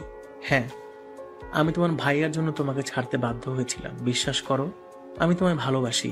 এই কথাটা তোমার ভাইয়া জানলে আমায় তো প্রাণে মারতই, আর আমার ফ্যামিলিকেও শেষ করে দিত। আমি মারা গেলে কোনো ক্ষতি নেই, তবে আমার ফ্যামিলি প্রবলেমে পড়ুক আমি তা চাই না। আজ যখন সবটা তোমার ভাইয়া জেনেই গেছে, তাহলে ওনার সামনেও আমি আজ বলতে চাই আমার তোমার জন্য ভালোবাসার কথাটা। শ্রেয়া, আমি তোমায় ভালোবাসি। জানি আমাকে একটু পরেই মেরে ফেলা হবে। আমি তোমায় আমার প্রাণের শেষ শ্বাস প্রশ্বাস পর্যন্ত ভালোবাসি। শ্রেয়া ওর ভাইয়ার সামনে আমাকে জড়িয়ে ধরলো, আর শ্রেয়ার ভাইয়া চিৎকার করে রাগে ক্রোধে গর্জে উঠল, আর শ্রেয়াকে ছাড়িয়ে আমায় ইচ্ছা মতো উইকেটের বাড়ি দিতে লাগলো। শ্রেয়া আমায় বাঁচানোর জন্য আমার কাছে এসে ওর ভাইয়াকে আটকাতে লাগলো, কিন্তু ওর ভাইয়া ওকে বারবার টেনে হিঁচড়ে সরিয়ে নিচ্ছে। শ্রেয়া চিৎকার করে খুব কান্না করছে আর বলছে, প্লিজ ভাইয়া, ওকে ছেড়ে দাও প্লিজ ভাইয়া। শ্রেয়ার কোনো কথা না শুনে আমাকে একভাবে মারতেই লাগলো। শ্রেয়া গাড়ির কাছে গিয়ে গাড়িতে রাখা একটা পিস্তল নিয়ে ওর মাথায় রেখে, ভাইয়া আমি কিন্তু নিজেকে শেষ করে দেব, প্লিজ ভাইয়া অব্রকে ছেড়ে দাও। আমি শ্রেয়ার কাণ্ড কারখানা দেখে চিৎকার করে, শ্রেয়া প্লিজ ওটা নামাও, প্লিজ শ্রেয়া প্লিজ। শ্রেয়ার ভাইয়া শ্রেয়াকে দেখে আমায় মারা অফ করে দিল এবং উইকেটটা ফেলে হাত দুটো উপরে রাখলো। শ্রেয়া কান্না করতে করতে, ভাইয়া তুমি কি চাও তোমার বোন কি সুখে না থাকুক, কারো কাছে একটু ভালোবাসা না পাক? কতদিন আমি এভাবে ভয়ে ভয়ে কাফিরের মতো দিন পার করব? সবার সামনে বলতেও ভয় করে আমি একজন মাফিয়ার বোন। ছোট থেকে আব্বু আম্মুর আদর পাইনি, ভেবেছিলাম আব্বু আম্মু না হোক ভাইয়ার তো পাবো, বাট সেটাও পাইনি। তারপর ভেবেছিলাম ভালোবাসার মানুষটার থেকে পাবো, বাট সেটাও দেখি এখন আর পসিবল না। কি লাভ আমার মতো অস্বাধীন একটা মেয়ে এই দুনিয়ায় বেঁচে থেকে? ভাইয়া আমি তোমার সামনে কোনো দিন কোনো কথা জোর দিয়ে বলিনি, তবে আজ নির্ভয়ে বলছি। এটা বলেই আমার দিকে বাম হাতের তর্জনী আঙুলটা তুললো এবং আমায় দেখিয়ে, ভালোবাসি আমি ভাইয়া, ওই ছেলেটাকে আমি বড্ড ভালোবাসি। আমি ওকে না পেলে আমি নিজেকে শেষ করে দিব। ওর ভাইয়া শ্রেয়াকে থামানোর জন্য, আচ্ছা আচ্ছা আমি সব মানতে রাজি, বাট তুই আমার মাথা থেকে পিস্তলটা নামা। আমার মা, তুই একমাত্র আমার বোন, তোর সব কথা মানতে আমি রাজি আছি। এটা শুনে শ্রেয়া কিছুটা খুশি হলো এবং ওর ভাইয়ার দিকে এগিয়ে আসতে লাগলো। হঠাৎ এগিয়ে আসতে আসতে ও মাটিতে লুটিয়ে পড়লো। বুঝলাম শ্রেয়ার ভাইয়ার শত্রুপক্ষের যে কোনো একজনের লোক সাইলেন্সার লাগিয়ে গুলি চালিয়েছে শ্রেয়ার উপর। শ্রেয়া ওভাবে লুটিয়ে পড়ার পর শ্রেয়ার ভাইয়া তর্জন গর্জন করে, এই তোরা দেখ কি আছে চারপাশে। এটা বলেই শ্রেয়ার ভাইয়া শ্রেয়ার কাছে গিয়ে বসে ওর মাথাটা কোলে তুলে গাল চাপড়াতে চাপড়াতে, শ্রেয়া, এই শ্রেয়া কি রে? আমি পায়ের ব্যথায় উঠতে পারছি না। এখন আমি তবুও লুটিয়ে লুটিয়ে শ্রেয়ার কাছে গেলাম। আমি শ্রেয়ার মুখের দিকে তাকাতে পারছি না। আমার বুকে শ্রেয়াকে হারানোর ভয় হাহাকার করতে লাগলো। আমি ওর সামনে ঝুঁকে, শ্রেয়া কি হলো, চোখ খোলো। আমি ওর গালে হাত দিয়ে নাড়াতে নাড়াতে, কি হলো, কথা বলছো না কেন? ও ভাইয়া আর এক মুহূর্ত দেরি না করে ওকে গাড়িতে তুললো। আমি মাটিতে লুটিয়ে পড়ে আছি, দাঁড়াতে পারছি না। যতবারই হাত দিয়ে নিজেকে তোলার চেষ্টা করছি ততবারই আমি ব্যর্থ হচ্ছি। বুকের ভেতরে কলিজাটা মনে হচ্ছে এই বের হয়ে আসবে, এতটা শ্রেয়ার জন্য কষ্ট পাচ্ছি। চোখ দিয়ে পানি ঝরছে আর আমি শ্রেয়াকে যে গাড়িতে তোলা হয়েছে আমি ওই গাড়িটার দিকে তাকিয়ে আছি আর প্রার্থনা করছি, হে উপরওয়ালা, আমার ভালোবাসার মানুষরা যেন কিছু না হয়। তুমি চাইলে আমার আয়ু কেটে ওকে দিও, তবুও ওর কিছু ক্ষতি করো না প্লিজ। আমি এগোতে চাইছি হাত মুড়ে মাটির সাথে, আমি তাও পারছি না, কারণ আমার শরীরটা এখন অবশ হয়ে এসেছে। মাথাটা কেমন ঘুরতে লাগলো। আমি এবার চিৎকার করে, শ্রেয়া তোমার কিছু হবে না, আমি তোমার পাশে আছি। এটা বলেই আমার মুখ থুবড়িকে মাটিতে আমার মাথা পড়ে রইল। ওদিকে শ্রেয়ার ভাইয়া গাড়ির সিটে চেপে স্টার্ট দিয়েছে এবং আমার দিকে একবার তাকিয়ে একজন ওর দলের ছেলেকে, এই একেও তুলে নিয়ে আয়। এটা বলেই ওর ভাইয়া চলে গেল। আমি শুনতে পেলাম শ্রেয়ার ভাইয়ার কথাটা, বাট আমি মুখ তুলে দেখতে পারলাম না। আমি ব্যথা পেতেই সেন্সলেস হয়ে গেলাম। দীর্ঘ 4 ঘন্টা পর আমি চোখ খুললাম হসপিটালের একটা বেডে। আমি চোখ খুলে শ্রেয়াকে খুঁজতে লাগলাম চারিদিকে তাকিয়ে। আমি কাউকে আমার সাইডে দেখতে না পাওয়ায় সাইড দিয়ে চলে যাওয়া এক নার্সকে, ম্যাম এদিকে একটু শুনবেন। নার্সটা আমার কাছে এসে, জি বলুন। আমার সাথে আর একজন মেয়ে অ্যাডমিট হয়েছে, কাইন্ডলি বলবেন এখন সে কত নাম্বার বেডে আছে? কিছুক্ষণ বলতে ওই রাত 12টার দিকে অ্যাডমিট হয়েছে, তাই না? জি। Sorry sir, it's private. ওনার বাসার লোক আমাদের এটা বলতে বারণ করে দিয়েছে কাউকে। আমি নার্সটার দিকে তাকিয়ে অনুরোধ করে, প্লিজ ম্যাম আমায় বলুন প্লিজ, আমার দেখা করা জরুরি ওই মেয়েটার সাথে। Sorry sir, it's not possible. এটা শুনতেই আমার দুটো চোখের সাইড দিয়ে পানি বের হতে লাগলো। নার্সটা আমায় এমন অবস্থায় দেখে, আর ইউ ওকে? আমি হালকা হেসে, কিভাবে ওকে থাকবো বলুন, ভালোবাসার মানুষটাকে ছাড়া কি ভালো থাকা যায়? নার্সটা এবার নিজের আঙ্গুল ঘষতে ঘষতে, মানে যে অ্যাডমিট হয়েছে আপনি তার লাভার? জি ম্যাম। প্লিজ ম্যাম, একটা বার দেখতে চাই। বাট আমরা তো বলতে পারবো না। প্লিজ ম্যাম, আপনি যদি কখনো কাউকে ভালোবেসে থাকেন তো এর পেনটা আপনি শিওর ফিল করবেন। নার্সটা এবার মাথা নিচু করে আমার দিকে তাকালো। ওকে, বাট এটা যদি জানাজানি হয় তাহলে আমার জীবন পর্যন্ত যেতে পারে। শুনেছি নাকি ওই মেয়েকে যে নিয়ে এসেছিল সে বড় এক মাস্তান মাফিয়া। ম্যাম, আই প্রমিস আপনি আর আমি ছাড়া এই কথাটা কেউ জানবে না। Okay, room number 22। Okay ma'am, thanks. নার্সটা আর কোনো কথা না বলে চলে গেল। আমি এবার নিচে নামতে যাব, ঠিক তখনই আমার পায়ে ব্যথা অনুভব করলাম এবং বুঝলাম আমার দুটো পায়ে ব্যান্ডেজ করা আছে। আমি চাইলেও যেতে পারবো না।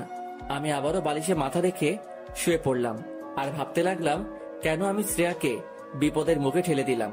আমি রাতে ওকে নিয়ে যদি না বের হতাম তাহলে আজও এই বিপদের সম্মুখীন হতো না। কেন আমি বের হলাম? আমি দোষী, আমি দোষী। হ্যাঁ হ্যাঁ হ্যাঁ, অব্র তুই দোষী, অনেক বড় দোষী। আমি পকেট থেকে মোবাইলটা বের করলাম এই ভেবে যদি শ্রেয়ার ফ্রেন্ড মিতু ওর সাথে থাকে, কারণ ফিমেল ওয়ার্ডে কোনো মেল সাথে থাকা অ্যালাউ করে না। তাই আমি ফোনটা বের করে মিতুর নাম্বারে কল দিলাম। ও লুকিয়ে কলটা রিসিভ করে চুপি চুপি। হ্যাঁ বলো। আমি নিজেকে আর শান্ত না রাখতে পেরে, মিতু, শ্রেয়া কেমন আছে? মিতুও কান্নার আওয়াজ নিয়ে, ভালো নেই, সিরিয়াস অবস্থা। ও আচ্ছা, তুমি কি ওর কাছেই আছো? হ্যাঁ। একবার ভিডিওটা অন করবা প্লিজ? ওকে।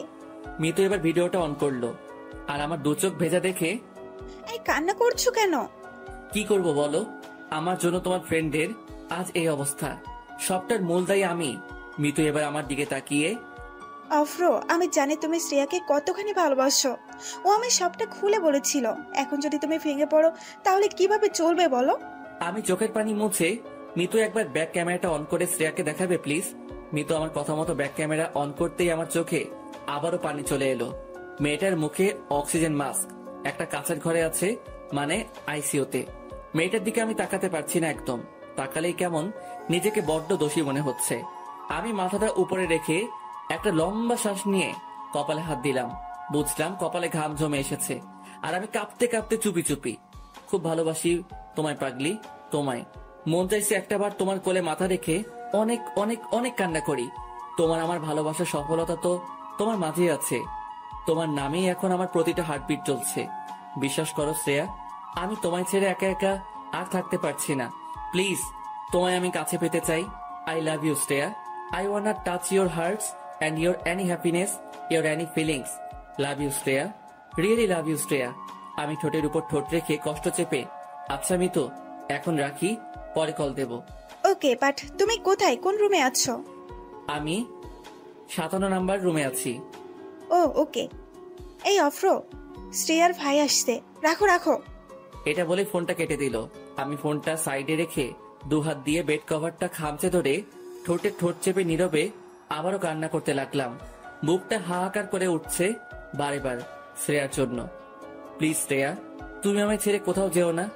হে উপরওয়ালা, আমার শ্রেয়ার যেন কিছু না হয়। আমি থাকতে পারবো না কিছুতেই ওকে ছাড়া। আমি কান্না করতে করতে একসময় হাঁপিয়ে পড়লাম এবং ভোর 5টার দিকে ঘুমিয়ে পড়লাম। আমার ক্লান্ত শরীরে প্রাণ এলো সকাল 11টার দিকে, মানে ঘুম ভাঙলো। আমি দুহাত দিয়ে উঠে বসলাম, দেখি সাইডে আয়া বসে আছে। আমাকে ঘুম থেকে উঠতে দেখেই আমার দিকে মাজন বাড়িয়ে দিল। আমি আয়াটাকে, ওয়েট ম্যাম, এটা বলে ফোনটা হাতে নিয়ে মিতুকে কল দিলাম, বাট ফোনটা রিসিভ করছে না। আমার মনকে শত প্রশ্ন ঘিরে ধরলো। মিতু কল রিসিভ করছে না কেন? কি হয়েছে? শ্রেয়ার কি সিরিয়াস অবস্থা নাকি? শ্রেয়ার ভাইয়ের সাইডে আছে নাকি অন্য কিছু? না না, শ্রেয়ার কিছুই হতে পারে না। আমি বুকের বাম সাইডে হাত রেখে আল্লাহকে ডেকে নিজেকে শান্ত করলাম।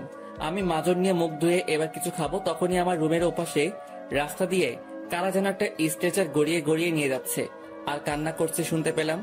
আর একজন খুব গম্ভীর হয়ে, ছাড়বো না ছাড়বো না। কেন, তুই ছেড়ে চলে গেলি? আমায় ছেড়ে আমি কি নিয়ে থাকবো? আমি কার জন্য নতুন নতুন গিফট কিনবো? কে আমার কাছে এখন আবদার করবে? ফিরে আয়, তুই ফিরে আয়। এসব কথা শুনে আমার বুকটা কেঁপে উঠল। গলার ভয়েসটা যেন আমার খুব চেনা। আমি ভয়ে কাঁপতে কাঁপতে আয়াকে, ম্যাম, কে মরেছে? আয়াটা এবার ডিমের খোসা ছাড়াতে ছাড়াতে, কি জানি কে মরেছে, তবে শুনলাম আজ ভোরের দিকে কাল একজন অ্যাডমিট হওয়া মেয়ে মারা গেছে। সাথে সাথে আমার হাতে থাকা খাবারের প্লেটটা পড়ে গেল। আমি একভাবে তাকিয়ে রইলাম দেওয়ালের দিকে, আর চোখ বেয়ে নীরবে পানি বইছে। তার মানে আমারও না তো? না না, এটা হতেই পারে না। উপরওয়ালা এতটা নিষ্ঠুর না যে দুটো ভালোবাসার মানুষকে একে অপরের থেকে ছিনিয়ে নেবে। আমি পাগলের মতো ফোনটা নিয়ে মিতুকে বারবার কল দিচ্ছি। একসময় ও ফোনটা রিসিভ করতেই ও খুব কান্না জুড়ে দিল। হ্যালো। মিতু কোনো কথা না বলে ফিসফিস করে কেঁদে চলেছে। আমি নিজেকে শান্ত না রাখতে পেরে, হ্যালো মিতু, তুমি কান্না করছো কেন? কি হয়েছে? মিতু গলা ঝেড়ে, না না, কিছুই হয়নি। তুমি কেমন আছো? মিতু আমতা আমতা করে কথাটা আমার মনে বড় একটা সংশয় তুলে ধরলো। আমার কথা ছাড়ো, কি হয়েছে বলো। শ্রেয়া ঠিক আছে তো? মিতু মুখ চাপা দিয়ে কান্না আমায় না বুঝতে দিয়ে, না না, শ্রেয়া একদম ঠিক আছে। আমি মিতুর কথাটা এখন বিশ্বাস করতে পারছি না। মিতু তো এভাবে কথা বলে না। আমার জোরে হার্টবিট শুরু হয়ে গেল। আমি নিজেকে আর মানাতে পারছি না। পাশের আয়াটাকে, ম্যাম আপনি যান, আমি নিজে করে নেব আমার যা লাগবে। ওকে। এটা বলে আয়াটা চলে গেল। আমি আবারও ফোনটা কানে তুলে, মিতু তোমার কথায় আমার এখন আর বিশ্বাস হচ্ছে না, সত্যি বলছো বলো? মিতু আর কান্না থামাতে না পেরে, শ্রেয়ার আমাদের মাঝে নেই। কথাটা শোনার সাথে সাথে আমার মাথায় বাজ পড়ে গেল। বুকের বাম পাশে এমন একটা আঘাত লাগলো যা বন্দুকের গুলির থেকেও শত যন্ত্রণার বেশি। আমি নার্ভাস হয়ে, না না তুমি ভুল বলছো। মিতু আরো কান্না করতে করতে, আমি সবটা ঠিকই বলছি, শ্রেয়া আমাদের মাঝে আর নেই। আমি নিজেকে ঠিক না করতে পেরে আমি বালিশে মাথা রাখলাম। ফোনটা বিছানায় পড়ে রইল। কষ্টে বুকটা ফেটে যাচ্ছে আমার। এখন মনে হচ্ছে সবটার জন্য দায়ী শুধুমাত্র আমি। কেন আমি করতে গেলাম এমনটা? আমি বেডের মাথার দিকে রডটা চেপে ধরলাম এবং নিজের উপর রাগে সাপের মতো ফোঁসফোঁস করতে লাগলাম। নিজের চুলগুলো ধরে ইচ্ছে মতো টানতে লাগলাম। পুরাই আমি পাগলের মতো হয়ে গেছি এখন। মন থেকে বারে বার এই কথাটাই আসছে, অভ্র তুই একটা খুনি। নিজের ভালোবাসার মানুষকে তুই নিজেই মেরে ফেললি। আমি চোখ বন্ধ করতেই আমার দু চোখ থেকে ঝরঝর করে বৃষ্টির মতো পানি পড়তে লাগলো। গোটা শরীরটার এখন উপর নিজেরই ঘৃণা হচ্ছে। কেন আমি শ্রেয়াকে নিয়ে বাইরে বের হলাম? কেন কেন কেন? কি দোষ করেছিল? শ্রেয়া তুমি আমায় মাফ করে দিও। এখন শ্রেয়ার সাথে কাটানো সেই প্রথম মুহূর্তটা মনে পড়ছে আর চিৎকার করে মন বলতে চাইছে, শ্রেয়া আমি তোমায় ভালোবাসি। আমি তোমায় আবারও ওই বাসের কর্নারের সিটের পাশে চাই। যেভাবে তুমি আমায় ছুরি দিয়ে আমায় ভয় দেখিয়েছিলে, আমি ওই ভয়টাও পেতে চাই তোমার থেকে। প্লিজ শ্রেয়া, তুমি ফিরে আসো। শ্রেয়ার হাসিটা এখন বড্ড বেশি আমায় মিস করাচ্ছে। শ্রেয়ার সাথে মলের ট্রায়াল রুমের কথাটা ভেবে পাগলের মতো হাসছি। মেয়েটা আমায় থাপ্পড় মেরেছিল, সেই গালে হাতটা রেখে খুব কান্না করতে করতে মনে মনে বলছি, শ্রেয়া আমি আবারও থাপ্পড় খেতে রাজি আছি। প্লিজ তুমি ফিরে আসো। কেন তুমি আমায় এক এক করে ছেড়ে চলে গেলে? বাইরে এখনো কান্নাকাটি করছে ওর ভাইয়া। মেয়েটাকে দেখতে বড্ড মন চাইছে, কিন্তু আমি তো যেতে পারবো না। আমার পা দুটো ব্যান্ডেজ, আমি নামতে চাইলেও পারছি না। আমি কান্না করতে করতে দুটো হাত দিয়ে যাই হোক করে বেড থেকে পা গুলো নামালাম এবং আস্তে আস্তে করে বসলাম এবং হাত ঘষতে ঘষতে গেটের দিকে এগোতে লাগলাম। কোমরটা কেমন যন্ত্রণায় কেঁপে উঠছে, তবুও আজ এই যন্ত্রণা শ্রেয়াকে হারানোর যন্ত্রণার কাছে বিন্দুমাত্র। আমি পাগলের মতো গেটের কাছে এলাম এবং গেট থেকে উকি মেরে দেখলাম মাত্র ফুট 8 দূরে ওর ভাইয়া ওকে ঘিরে কান্নাকাটি করছে। হয়তো এতক্ষণ এখানে দাঁড়িয়ে শুধুমাত্র ডেথ সার্টিফিকেটের জন্য। মেয়েটার উপরে একটা সাদা কাপড় এবং পুরোটা মুড়ে দেওয়া হয়েছে। সাদা কাপড়টা দেখে আমার বুকটা আরো কষ্টে ছটফট করতে লাগলো। কোথায় ভেবেছিলাম আমি তোমায় লাল পাড়ে বেনারসি শাড়ি পরাবো, কিন্তু আজ তুমি আমার জন্য সাদা কাপড়ে মোড়া একজন প্রাণহীন জড়বস্তু। আমি নিজেকে কোনো মতে সামলাতে না পেরে শ্রেয়ার বডিটার দিকে হাত ঘষতে ঘষতে স্ট্রেচারের কাছে এলাম। এতক্ষণ অনেক কষ্ট পাচ্ছিলাম, তবে শ্রেয়ার একটু টাচে আসতেই কেমন জানি আলাদা একটা শান্তি পেলাম। আমি এবার মাথাটা তুলে ওর ভাইয়ার দিকে তাকিয়ে, ভাইয়া। ওর ভাইয়া আমাকে দেখা মাত্রই দেখে আমার বুকে একটা লাথি মেরে কাঁদতে কাঁদতে বলল, দেখ তোর জন্য আমার বোন আজ মৃত্যুসজ্জায় সজ্জিত। শান্তি তো এবার। আমি হাউমাউ করে কান্না করতে করতে ভাইয়ার দুটো পা ধরে, ভাইয়া আমি অপরাধী, আমি জানি আমি অনেক বড় ভুল করেছি, যে আমি কোনোদিন ক্ষমার প্রাপ্য না। আমি শুধু একবার শ্রেয়াকে দেখতে চাই। প্লিজ ভাইয়া না করবেন না, প্লিজ প্লিজ ভাইয়া না করবেন না। শ্রেয়ার ভাইয়া চোখ মুছতে মুছতে আমার সামনে থেকে চলে গেল পা ছাড়িয়ে। সাইডে বসে থাকা আমি মিতুর দিকে অসহায় চোখে তাকালাম আর হাত জোর করে, মিতু প্লিজ আমায় একটাবার তুলে ধরো। আমি শুধু একটাবার আমার ভালোবাসার মানুষটার মুখটা দেখতে চাই। মিতু ওর চোখ মুছে আমায় স্ট্রেচারের সামনে তুলে ধরলো। দেখলাম আমার পৈটা চাঁদ বুকে সাদা কাপড়। আমি কাপা কাপা হাত নিয়ে ওর মুখের উপর থেকে কাপড়টা সরালাম। মেয়েটার দুটো মায়াবী চোখ বন্ধ হয়ে গেছে। আমি ওর মুখের উপর আমার মুখটা নিয়ে গেলাম এবং পাগলের মতো হাসতে হাসতে, কি ম্যাডাম একাই ঘুমিয়ে গেলে আমায় ছেড়ে? কি আমি খুব বিরক্ত করছিলাম বলো তোমায়? এই প্রতিদিন কলেজে এসে তোমার পাশে থেকে তোমার সাথে নানা রকম ফাইজলামি করে তোমায় রাগানো, তোমায় জেলাস ফিল করানো। কি ম্যাম, আমি এখন তামিমের বাসায় গেলে তোমার আর বাসে বিরক্ত করব না? তোমার সাথে মলে গিয়ে ট্রায়াল রুমে ওরকম ফাইজলামিও করবো না? আচ্ছা ম্যাম, তুমিও আমায় খুব ভালোবাসতে, বলনি কেন? আরে আমিও তো বাসতাম, তাহলে আমিও কেন বলনি? এই এই এই আমার লক্ষ্মীরা রাগ করো না, দোষ দিচ্ছি না তোমায়। জানো তো তোমায় রাগলে ঠিক আমার প্রিয় লজ্জাপতি বউটার মতো লাগে। আরে অন্য কেউ না, তোমাকেই বলছি। একটু হেসে বলো না, অব্র তোমায় ভালোবাসি, চলো না আজ একটু পার্কে যাই এবং দুজন দুজনের সাথে মনের কথাগুলো শেয়ার করি। কি ম্যাম, ভাবছো আমি তোমায় সুখী রাখতে পারতাম কিনা? অবশ্যই রাখতে পারতাম ম্যাম। তোমায় 5 টাকার একটা টিপ পাতা আর 10 টাকার একটা কাজল এনে তোমায় পরিয়ে দিয়ে খুব সুখী রাখতাম। এই যে ম্যাম, আমার সাথে আমার শহরের প্রতিটা গলি ঘুরবে। আরে না না, অন্যদের মতো বাইক কিংবা গাড়িতে না, আমি অন্যদের থেকে আলাদাভাবে ঘুরবো। তুমি আমার হাতটা জোর করে চেপে ধরবে এবং আমি তোমার দিকে তাকিয়ে বলবো, এভাবে হাতটা শক্ত করে ধরে রেখো প্রিয়সিনী। তুমি যখন লজ্জায় চোখের পলক ফেলে বলবে ঢং, আমিও হালকা এসে তোমার চোখে চোখ রেখে বলবো, ভালোবাসি যে তোমায় খুব। বলছি ম্যাম, আর কত ঘুমাবা? ওঠো না, চলো না আমাদের স্বপ্নগুলো পূরণ করি। এই পাগলি ওঠো, আর কত ঘুমাবা? ওই তুমি উঠবা তো নাকি? এসব কথাগুলো পাগলের মতো স্ট্যান্ড মুখের সামনে মুখে তুলে বলছি, আর আমার গালবে আসা প্রতিটা চোখের পানির বিন্দুকণা তোমার নাকটার উপরে পড়ছে। মেয়েটাকে দেখে মনে হচ্ছে না যে আমায় ছেড়ে চলে গেছে, এখন আমার কাছেই কাছে। আমি এবার আমার মুখটা ওর কানের কাছে নিয়ে গিয়ে, খুব ভালোবাসি তোমায়, এটা বলার সাথে আমায় কে যেন একজন এসে ধরলো এবং আমার পেটের কাছে কি যেন একটা রাখলো। আমি এসব কোনো কেয়ার না করে পাগলের মতো শ্রেয়ার কানের কাছে বিড়বিড় করতে থাকলাম। হঠাৎ বুঝলাম আমার পেটের কাছে কে যেন বারে বারে গুলি ফায়ার করছে। আমি পিছনে তাকিয়ে দেখতে পেলাম শ্রেয়ার ভাইয়া। আমি চোখ দুটো বড় বড় করে শ্রেয়ার ভাইয়ার দিকে তাকিয়ে হাসলাম এবং ঠোঁটের উপর ঠোঁট চেপে ধন্যবাদ জীবন্ত লাশটাকে মৃত লাশে পরিণত করার জন্য। শ্রেয়ার ভাইয়া রাগে ঘৃণায় আমার দুটো পায়ে আবারও লাথি মেরে আমায় হাঁটু মুড়ে বসিয়ে দিল এবং আমার চুলের মুঠিটা ধরে আমার মুখের ভেতর পিস্তলের নলটা ঢুকালো। আমি চারদিকে তাকিয়ে দেখলাম প্রচুর মানুষ আমাদেরকে দেখছে, তবে আমায় আটকালেও আমি আজ নিজেকে আটকাতে দেব না। আজ নিজেকে মনে হচ্ছে আমি পরিবারের একজন অবাধ্য ছেলে ছিলাম। এত বড় দোষ নিয়ে আমি জীবনে কখনো এগোতে পারতাম না। দলের লোকগুলো চারিদিকে বন্দুক হাতে নিয়ে দাঁড়িয়ে আছে। এদিকে শ্রেয়ার ভাইয়া চোখে পানি রেখে কাঁপতে কাঁপতে আমার দিকে তাকালো আর বলল, আমার প্রাণ নিয়ে খেলি, কিন্তু তুই আমার প্রাণটা আজ কেড়ে নিলি। এটা বলেই পিস্তলের ট্রিগারে আঙুল দিল। আমি মাথা নিচু করে মনে মনে, আব্বু ভাইয়া তোদের সাথে আর দেখা হলো না, হয়তো আবার হবে আমার লাশের সাথে তোদের দেখা। প্লিজ তোরা আমায় ভুল বুঝিস না, আমায় মাফ করে দিস ভাই। আব্বুর খেয়াল রাখিস, আমাদেরকে ছোট থেকে একজন আম্মু আব্বু দুজনেরই ভালোবাসা দিয়ে বড় করেছে।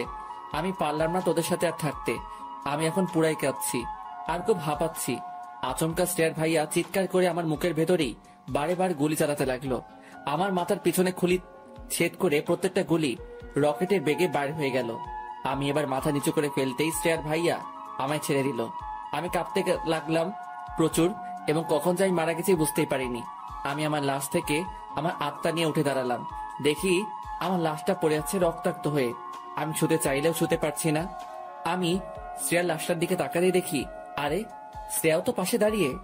আমি পাগলের মতো দৌড়ে ওর দিকে এগোলাম ওকে জড়িয়ে ধরার জন্য, বাট আমি ওকে জড়িয়ে ধরতে পারছি না, ওকে আমি টাচই করতে পারছি না। আমি বিষণ্ণ হয়ে ওর সামনে দাঁড়িয়ে রইলাম আর এটা দেখে শ্রেয়া হাসতে হাসতে, কি লেখক সাহেব, ভালোবাসা কি শুধুমাত্র স্পর্শেই হয়? কখনো তো অনুভবেও হয়। কত গল্পে ভালোবাসা স্পর্শে প্রকাশ করবেন, অন্তত এই গল্পে তোমার আমার ভালোবাসা অনুভবেই থাকুক।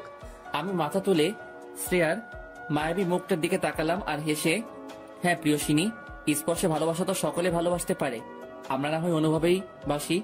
আকাশ তো একটাই, তাকে তো স্পর্শ করতে পারি না, তবুও তোমার আমার মতো লক্ষ লক্ষ মানুষ ওই দূরে সাদামাটা নীল আকাশটাকে এত বেশি ভালোবাসে।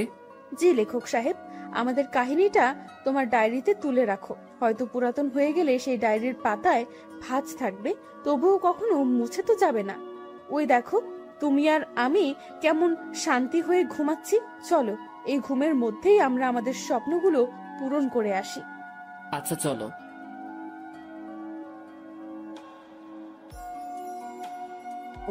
এটা বলে শ্রেয়াও মাথা নিচু করে নিল এবং অন্যদিকে তাকিয়ে রইল। শীতলদা আমার দিকে তাকিয়ে, চিনিস নাকি? জি, ফ্রেন্ড হয়। আমি এবার বাইরের দিকে তাকিয়ে দেখলাম ওর ভাইয়া আসছে কিনা। ওর ভাইয়া গাড়ির সাইডে দাঁড়িয়ে কার সাথে যেন ফোনে কথা বলছে। এদিকে শীতলদা আমাকে, আমি দেখছি, যা তোরা কথা বল। আমি খুশি হয়ে থ্যাঙ্কস দাদা এটা বলে আমি গুটি গুটি পায়ে শ্রেয়ার দিকে এগোচ্ছি, আর শ্রেয়া তত মুখ লুকানোর ট্রাই করছে। আমি ওর সামনে গিয়ে দাঁড়ালাম আর ওর দিকে তাকিয়ে, শ্রেয়া আমি জানি আমি ভুল করেছি, তোমায় না জানিয়ে চলে এসেছি, কিন্তু কি করব বলো, আমি আমার ফ্যামিলির কথা ভেবে এসব করতে বাধ্য হয়েছি। শ্রেয়া সাপের মতো ফুসফুস করতে লাগলো। কে আপনি? আমি আপনাকে চিনি না। বুঝলাম অভিমান করেছে, তাই আমি হালকা হেসে, আচ্ছা বাবা সরি, বলছি তো ভুল হয়েছে আমার। আরে বাবা, কে আপনি? আর আমাকে সরি বা কেন বলছেন? আমি তো আপনাকে চিনি না। এটা বলেই উঠে গেল এবং আমার দিকে আঙুল তুলে, আমি আপনাকে চিনি না, আই হেট ইউ। এটা বলেই ও গাড়ির কাছে গিয়ে গাড়িতে উঠে গেল। ওর এমন করা আমার সাথে ব্যবহার আমার বুকের সোজা তীরের ফলার মতো এসে লাগলো। নিজের অজান্তেই চোখের কোণে পানি চলে এলো। চোখের পানি লুকিয়ে হালকা হেসে, শীতলদা আমি আসি এখন, আব্বু হয়তো খুঁজবে, অনেকক্ষণ এসেছি তো। এটা বলে আমি বাইরে চলে এলাম। ও গাড়িটার দিকে বারবার তাকাচ্ছি, শুধু একটা কথাই ভেবে, একবার হলেও শ্রেয়া জানালাটা খুলবে। বাট আমার ভুল ধারণা, ও খুলল না একটা বারের জন্য। শ্রেয়ার ভাইয়ার টাকা মিটিয়ে গাড়িটা স্টার্ট দিয়ে আমার চোখের সামনে থেকে চলে গেল। নিজের মন আমায় এখন একটাই প্রশ্ন করছে, অভ্র তুই তো ওকে একটু হলেও ভালোবাসিস, আজ তখন তোর এতটা আবার কাছে এলো, কেন তুই ওকে তোর ভালোবাসার কথাটা জানালি না? তোদের মিলন ঠিকই হবে, কারণ উপরওয়ালা চেয়েছে বলেই আবার তোদের দ্বিতীয়বার একে অপরকে দেখার সুযোগ করে দিয়েছিল। কিন্তু সব তুই শেষ করে ফেললি, আর তুই কোনোদিন ওকে পাবি না, আর চাইলেও তুই ওর সাথে মিট করতে পারবি না, কারণ তুই তো জানিস না শ্রেয়া কোন কলেজে পড়ে এবং কোন মেসে থাকে। অভ্র তুই তো ভালোবেসেছিস, কোনো অপরাধ তো করিসনি, আর তুই ওর ভাইয়া মানে একজন মাফিয়ার জন্য তুই ভয় পেয়ে তোর ভালোবাসার বলিদান দিবি? এটা কিছুতেই হতে পারে না।